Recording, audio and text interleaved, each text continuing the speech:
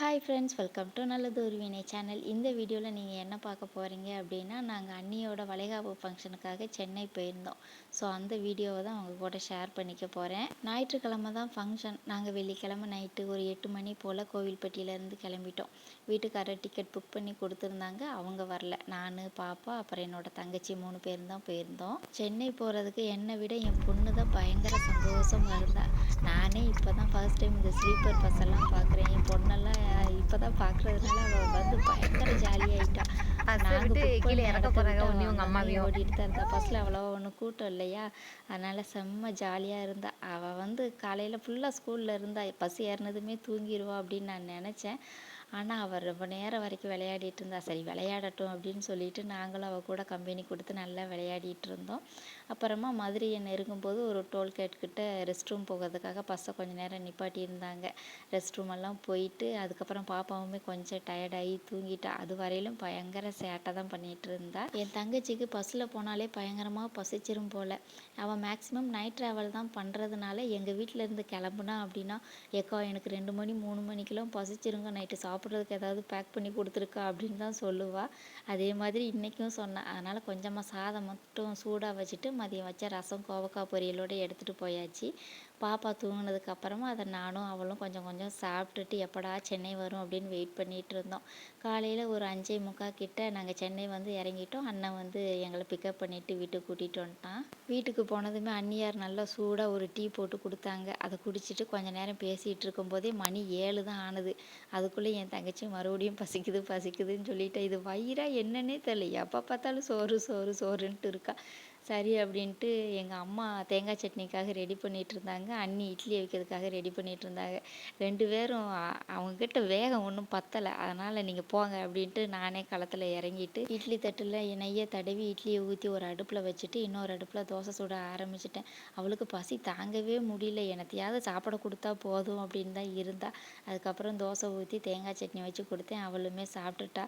எங்கே போனாலுமே இந்த கிச்சனு சமைக்கிறது இதெல்லாம் நம்மளை விட்டு போகவே போகாது போல். இருந்தாலும் அங்கே சமைக்கிறது கொஞ்சம் ஜாலியாக தான் இருந்தது. எல்லாருமே ஒரு வழியாக சாப்பிட்டு முடிச்சாச்சு. அதுக்கப்புறமா வெளியே கொஞ்சம் திங்ஸ் எல்லாம் வாங்க வேண்டியது இருந்தது. அதுக்காக அண்ணன் கூட தங்கச்சியும் என் பொண்ணுமே கிளம்பிட்டாங்க. என் அண்ணா என் தங்கச்சி 2 பேரையுமே பார்த்ததுக்கப்புறம் என் பொண்ணு என்னை தேடவே கிடையாது. அவங்க கூட வெளியே போகிறது என்ன, வர்றது என்ன, ஜாலியாக ஊர் சுற்றுறது என்ன, பயங்கர ஜாலியாக இருந்தா. நான் கூட போனதுலேருந்து வீட்டுக்குள்ளேயே தான் இருந்தேன். எங்களுக்கு விருந்து வைக்கிறதுக்காக கறி, மீன், முட்டை, அதுக்கப்புறமா காய்கறி எல்லாம் வாங்கிட்டு வந்திருந்தாங்க. ஒரு வாட்டர்மெலன் கடை பக்கத்தில் நிற்கும்போது என் மகா வாட்டர்மெலன் கேட்டுருந்துருப்பா போல். அதுவும் ஒன்று வாங்கிட்டு வந்திருந்தாங்க. என்னமோ வாட்டர்மெலனை சாப்பிட்டு தள்ளுறது கணக்காக வாங்கிட்டு வந்ததுமே அதை கட் பண்ணி குடு குடுன்னு ஒரே ஆர்ப்பாட்டம் தான் என் பொண்ணு. சரி அப்படின்னு கட் பண்ணி ஒரு சின்ன பீஸை கொடுத்து அவள் அதை வாங்கவே மாட்டுக்கா. எனக்கு பெரிய பீஸ் தான் வேணும், விதையெல்லாம் எடுத்து கொடு அப்படின்னு ஒரே ஆர்டர் தான். அதுக்கப்புறம் கட் பண்ணி கொடுத்து அழகு போல் கொஞ்சம் தான் சாப்பிட்டுட்டு இருந்தா. அதுக்கப்புறம் அவள் வழக்கம் போல் கையால் புழிஞ்சி விளையாட ஆரம்பிச்சிட்டா. அதுக்கப்புறம் என் தங்கச்சியும் அண்ணியாரும் தான் அந்த வாங்கிட்டு வந்த பாதி பழத்தை மாங்குன்னு சாப்பிட்டுட்டு இருந்தாங்க. ஆக்சுவலி பார்த்தீங்கன்னா பிரியாணி செய்கிறது ரொம்ப ரொம்ப ஈஸி. ஆனால் எங்கள் வீட்டில் நான் பிரியாணி செஞ்சேன் அப்படின்னா எல்லா வேலையும் நானே தான் செஞ்சிட்ருக்கிற மாதிரி இருக்கும். ஒரு பிரியாணி ஒரு ஆனியன் ரைத்தா வச்சு சாப்பிட்டு முடித்தோம் அப்படின்னு கிடையாது. ஊற்றி சாப்பிட ஒரு குழம்பு, அவிச்ச முட்டை, அப்படி இப்படின்னு வேலை அது பாட்டுக்கு எகிரிக்கிட்டே தான் போகும். அதனால் எனக்கு பிரியாணி வீட்டில் செய்யணும் அப்படின்னாலே கொஞ்சம் கடுப்பாக தான் இருக்கும். இங்கே பார்த்தீங்கன்னா வாட்டர்மெலனை சாப்பிட்டுட்டு ஆளாளுக்கு ஒரு வேலை செய்ய ஆரம்பிச்சிட்டோம்.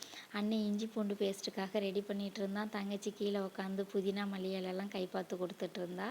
அண்ணியார் வந்து வெங்காயம் தக்காளி எல்லாம் கட் பண்ணி கொடுத்துக்கிட்டு இருந்தாங்க. அவனே மசாலாவும் மேரினேட் பண்ணி வச்சுட்டான். ஸோ ஒரு பக்கம் அண்ணன் பிரியாணி பண்ணிகிட்டு இருந்தான். இன்னொரு பக்கம் வாங்கிட்டு வந்த மீனை மசாலா தடவி பொரிச்சிடலாம் அப்படின்னு சொல்லிட்டு அதை வாஷ் பண்ணி பிரியாணி செய்கிறதுக்கு முன்னாடி மீனை பொரித்து ஆளுக்கு 2 துண்டு சாப்பிட்டாச்சு. சீரக சம்பா ரைஸில் சூப்பராக பிரியாணி பண்ணியிருந்தா. இவ்வளோ சூப்பராக பண்ணுவோம் அப்படின்னு கொஞ்சம் கூட நினச்சி பார்க்கவே இல்லை. எனக்கு இன்னும் நிறைய சாப்பிடணுன்னு தோணுது. ஆனால் வயிறு தான் பத்தலை. நல்லா ட்ராவல் பண்ணிவிட்டு பிரியாணி சாப்பிட்டதுக்கும் அதுக்கும் தூக்கம் தன்னால் அள்ளிக்கிட்டு வந்தது. சரி அப்படின்னு ஆளாளுக்கு ஒரு மூலையில் படுத்து நல்லா தூங்கியாச்சு. என் பொண்ணு காலையில் சென்னையில் இறங்கும் போதே எம்மா எப்போ கடலுக்கு போவோன்னு தான் கேட்டுட்டு இருந்தா.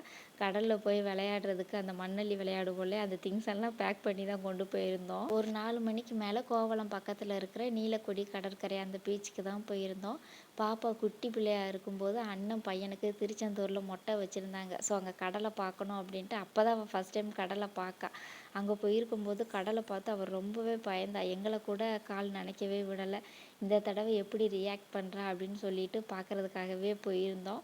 ஆனால் அவள் கடலையோ தண்ணியோ பார்த்து கொஞ்சம் கூட பயப்படவே கிடையாது. அவ்வளோ ஜாலியாக என்ஜாய் பண்ணா. வீட்டில் சும்மா விளையாடும் போதே தண்ணியை வச்சு தான் விளையாடிட்டே இருப்பாள். இவ்வளோ தண்ணியை பார்த்து அவளுக்கு சந்தோஷம் தன்னால் தாங்க முடியல. ஆனால் எனக்கெல்லாம் கடலை பார்த்தா பயங்கர பயமாக இருக்கும். இது வரைக்கும் ஒரு தடவை கூட நான் கடலில் குளித்ததே கிடையாது. சும்மா கால் நினைக்கிறதோட சரி. நான் முன்னாடி சொன்ன மாதிரி பாப்பா என்னைய தேடவே கிடையாது. அவங்க சித்தி கூட ஒரே ஆட்டம்தான். நான் தான் பயந்து போய் அவள் பின்னாடியே ஓடி ஓடி கையையும் காலையும் பிடிச்சிக்கிட்டு இருந்தேன். அதே மாதிரி பிள்ளை தூக்குற வேலையும் கிடையாது. எங்கள் அண்ணன் தோள் மேலே வச்சு கொஞ்ச நேரம் தூக்கிட்டு போக, அதுக்கப்புறமா என் தங்கச்சி தூக்கிட்டு போக, எங்கள் அம்மா கிட்ட போக, அந்த மாதிரி அவள் கூட ஜாலியாகவே தான் இருந்தா. அவளுக்கு தண்ணியை விட்டு வெளியில் வர மனசே கிடையாது. ரொம்ப நேரம் தண்ணியில் விளையாடிட்டா ட்ரெஸ் எல்லாம் நனைஞ்சிருச்சே அப்படின்னு சொல்லிட்டு அதுக்கப்புறம் நான் கூட்டிகிட்டு போய் ட்ரெஸ் எல்லாம் மாற்றிட்டு தண்ணி பக்கத்தில் இருக்காமல் கொஞ்சம் தூரமாக போய் உக்காந்து சன்செட் எல்லாம் பார்த்துட்டு அதுக்கப்புறமா வீட்டுக்கு கிளம்பியாச்சு. அவ்வளோதான், வீடியோ முடிஞ்சது. வீடியோ பிடிச்சா லைக் பண்ணுங்கள், ஷேர் பண்ணுங்கள், மறக்காமல் சப்ஸ்கிரைப் பண்ணுங்கள். தேங்க்யூ.